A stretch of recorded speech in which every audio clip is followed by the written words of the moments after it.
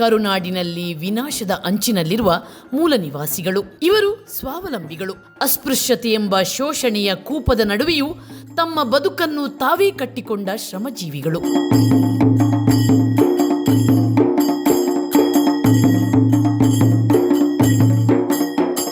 ದಕ್ಷಿಣ ಕನ್ನಡ ಮತ್ತು ಉಡುಪಿ ಜಿಲ್ಲೆಯಲ್ಲಿ ಕಾಣಸಿಗುವ ಕೊರಗರ ಸಂಖ್ಯೆ ದಿನೇ ದಿನೇ ಕ್ಷೀಣಿಸುತ್ತಿದೆ. ದಕ್ಷಿಣ ಕನ್ನಡದಲ್ಲಿ 70,000ಕ್ಕೂ ಹೆಚ್ಚು ಜನಸಂಖ್ಯೆಯಲ್ಲಿದ್ದ ಕೊರಗರ ಸಂಖ್ಯೆ ಈಗ ಕೇವಲ 4,858ಕ್ಕೆ ಇಳಿದಿದೆ ಮತ್ತು ಉಡುಪಿ ಜಿಲ್ಲೆಯಲ್ಲಿ ಇವರ ಸಂಖ್ಯೆ ಈಗ ಬರೀ 11,133. ಇಂಥ ವಿಷಮ ಸ್ಥಿತಿಯಲ್ಲಿದೆ ಕೊರಗ ಸಮುದಾಯ.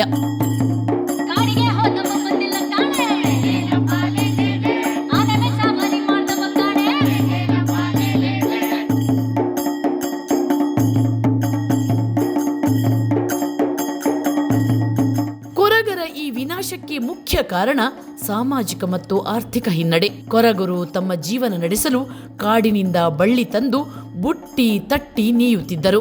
ತಾಳೆ ದಿಂಡಿನಿಂದ ಕೃಷಿಗೆ ಬೇಕಾಗಿರುವ ದೊಡ್ಡ ದೊಡ್ಡ ಬುಟ್ಟಿಗಳು, ಅಕ್ಕಿ ಹಾರಿಸುವ ಮೊರ ಮುಂತಾದ ಪರಿಕರಗಳನ್ನು ತಯಾರಿಸುತ್ತಿದ್ರು. ಅವುಗಳನ್ನ ಮನೆ ಮನೆಗಳಿಗೆ ಹೋಗಿ ಕೃಷಿಕರಿಗೆ ಮಾರಾಟ ಮಾಡಿ ಆಹಾರ ಪದಾರ್ಥಗಳನ್ನು ಸ್ವೀಕರಿಸುತ್ತಿದ್ರು.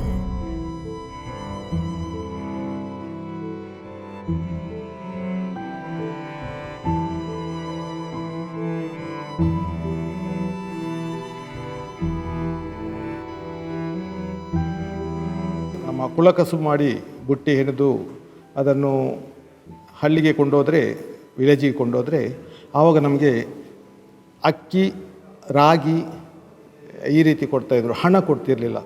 ಹಣದ ಆ ಸಂದರ್ಭ, ನಾನು ಸಣ್ಣಗಿರುವಾಗ ಹಣದ ವ್ಯವಹಾರನೇ ಇಲ್ಲ. ವಸ್ತು ವಿನಿಮಯ ಮಾಡುವಂಥ ಒಂದು ಸಂದರ್ಭ ಇತ್ತು.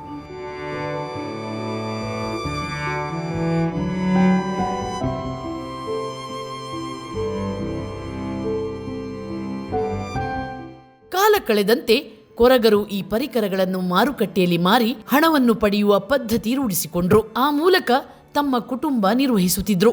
ಆದರೆ ಈಗ ಇವರ ಪರಿಸ್ಥಿತಿ ಅತ್ಯಂತ ಚಿಂತಾಜನಕವಾಗಿದೆ. ಯಾಕಂದ್ರೆ ಕೊರಗರು ಶ್ರಮ ವಹಿಸಿ ತಯಾರಿಸುತ್ತಿರುವ ಈ ಪರಿಕರಗಳಿಗೆ ಈಗ ಸೂಕ್ತ ಬೆಲೆಯೇ ಸಿಗುತ್ತಿಲ್ಲ ಅನ್ನೋದು ನೋವಿನ ಸಂಗತಿಯಾಗಿದೆ. ಊರ್ಲ ದಿಕ್ಕುಜಿ ಸಂಬಳ ಆಯ್ತಾ ಕಡಿಮೆ 30 ರೂಪಾಯಿ 25 ರೂಪಾಯಿ ಅಂಡ ಬಂಜಿಗೆ ಯಾವ ನೆಂಗಿಲೇಗಿ ಒಯ್ಕಲ ಪುಡಾಯಿಗಳ ಮನಲ್ಲ ಪಾಂದದ ಪುಡ ಉಂಡತೆ ಐಕ್ಲ ಕಮ್ಮಿ ಅವಲತೆ ಗೆಪ್ಪ ಈ ಪೊರ್ತು ಗೆಪ್ಪರಣಿಗೆ ಎಂಜೇರು ಪೂಜೇರು ಪುಡಾಯಿನಿ.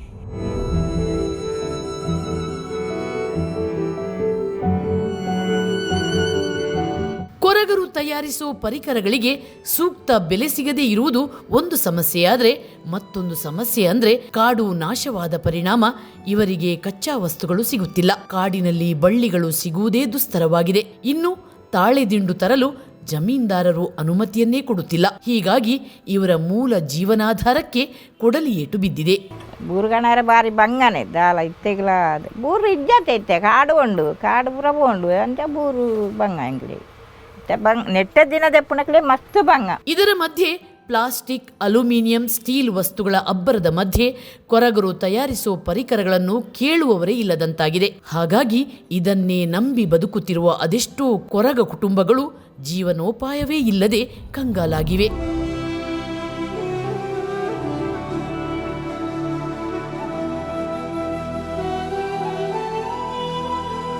ಇವೆಲ್ಲದರ ಪರಿಣಾಮವಾಗಿ ಕೊರಗರು ಈಗ ಕೂಲಿ ಕೆಲಸಗಳನ್ನು ಆಶ್ರಯಿಸಿದ್ದಾರೆ. ಜೊತೆಗೆ ಪಂಚಾಯಿತಿ, ನಗರಸಭೆ, ಪುರಸಭೆಗಳಲ್ಲಿ ಸ್ವಚ್ಛತಾ ಕಾರ್ಯಗಳಲ್ಲಿ ತೊಡಗಿದ್ದಾರೆ. ಎಲ್ಲ ಜನರು ಮುನ್ಸಿಪಾಲಿಟಿ, ಈಗ ಉಡುಪಿ ಮುನ್ಸಿಪಾಲಿಟಿಯಲ್ಲಿ ತೆಗೆದರೆ ನೀವು 80% ಕೊರಗರೆ ಇರುವಂಥದ್ದು. ಅಲ್ಲಿ ಅಷ್ಟೂ ಜನ ಇದ್ದಾರೆ. ಕಾರ್ಕಳಕ್ಕೆ ಹೋದರೂ 70% ಕೊರಗರೆ ಇರುವಂಥದ್ದು. ಕಾಪುಗೆ ಬಂದರೆ 100% ಕೊರಗರೆ ಇರುವುದು. ಕುಂದಾಪುರಕ್ಕೆ ಹೋದರೂ ಪುರಸಭೆಯಲ್ಲಿ ಕೊರಗರೆ. ಮಂಗಳೂರಿಗೆ ಹೋದರೂ ಕೂಡ ಅಲ್ಲಿ 40-50% ಕೊರಗರೆ ಇರುವಂಥದ್ದು.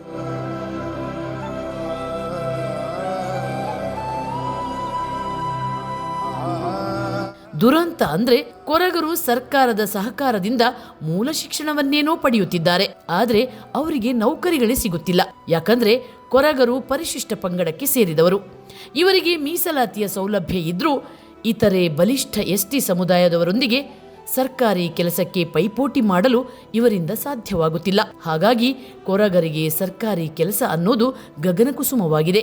ಕಾಂಪಿಟೇಷನ್ ತುಂಬ ಇದೆ. ಎಸ್ ಟಿಗಳಲ್ಲಿ, ಅದರಲ್ಲೂ ಪ್ರಿಮಿಟಿವ್ ಟ್ರೈಬ್ಸ್ಗಳಂತ ಕನ್ಸಿಡರ್ ಆದ್ರೂ ಕೂಡ ಎಸ್ ಟಿಗಳಂತ ಬಂದಾಗ ಅದರಲ್ಲಿ ತುಂಬಾ ಕಾಂಪಿಟೇಷನ್ಸ್ಗಳಿರುತ್ತೆ. ಮಾರ್ಕ್ಸ್ಗಳನ್ನು ಜಾಸ್ತಿ, ಹೈಯೆಸ್ಟ್ ರ್ಯಾಂಕ್ಸ್ಗಳನ್ನು ನಮ್ಮಲ್ಲಿ ಮೇ ಬಿ ಅದು ನಮ್ಮ ಬ್ಯಾಕ್ಗ್ರೌಂಡಿಂದನೇ ಹೆರಿಡಿಟರಿ ಆಗಿಂದನೇ ಬಂದಿರಬಹುದು ಅಥವಾ ಏನೋ ನಮ್ಗೆ ಗೊತ್ತಿಲ್ಲ. ಅದು ನೇಚರ್ನ ಸಂದರ್ಭ ಬಂದಾಗ ನಾವು ತುಂಬಾ ಎಕ್ಸ್ಪರ್ಟೀಸ್ ಆಗಿರ್ತೇವೆ. ಅದೇ ನಾವು ಎಜುಕೇಷನ್ ಅಥವಾ ಬುಕ್ಸ್ ಅಂತ ಬಂದಾಗ ತುಂಬಾ ಸ್ವಲ್ಪ ಇನ್ನೊಂಚೂರು ಡೆವಲಪ್ಮೆಂಟ್ ಬೇಕಾಗುತ್ತೆ ಅಥವಾ ಇನ್ನಷ್ಟು ಕಾನ್ಸಂಟ್ರೇಟ್ ಮಾಡಬೇಕಾಗುತ್ತೆ ಅಥವಾ ತುಂಬ ಸ್ವಲ್ಪ ಬ್ಯಾಕ್ವರ್ಡ್ ಇದ್ದೇವೆ, ಅದು ಇನ್ನೂ ಒಂಚೂರು ಇಂಪ್ರೂವೈಸ್ಡ್ ಆಗಬೇಕಾಗುತ್ತೆ.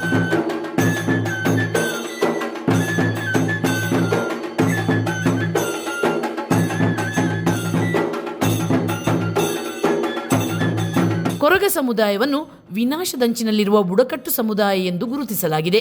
ಹಾಗಾಗಿ ಇವರ ಕಲ್ಯಾಣಕ್ಕೆ ಕೇಂದ್ರ ಹಾಗೂ ರಾಜ್ಯ ಸರ್ಕಾರಗಳು ಸಾವಿರಾರು ಕೋಟಿ ಅನುದಾನ ವ್ಯಯಿಸುತ್ತಿವೆ, ನಾನಾ ಸಮಗ್ರ ಯೋಜನೆಗಳನ್ನು ರೂಪಿಸುತ್ತಿವೆ. ಆದರೆ ಕೊರಗರ ಸಾಮಾಜಿಕ ಮತ್ತು ಆರ್ಥಿಕ ಸ್ಥಿತಿ ಮಾತ್ರ ನಿಂತ ನೀರಾಗಿದೆ. ಕೆಲ ಕೊರಗರ ಬದುಕು ಈಗಲೂ ಚಿಂತಾಜನಕವಾಗಿದೆ. ಯಾಕೆ ಹೀಗೆ? ಸರ್ಕಾರದ ಅನುದಾನ ಯೋಜನೆಗಳು ಯಾಕೆ ಇವರನ್ನ ತಲುಪುತ್ತಿಲ್ಲ? ಯಾಕೆ ಇವರನ್ನ ಉದ್ಧಾರ ಮಾಡುತ್ತಿಲ್ಲ? ಯಾಕೆ ಕೊರಗರು ಇನ್ನೂ ತಳಮಟ್ಟದಲ್ಲೇ ಇದ್ದಾರೆ? ಇವೆಲ್ಲ ಅಂಶಗಳು ತನಿಖೆಗೆ ಅರ್ಹವಾದ ವಿಷಯವಾಗಿದೆ.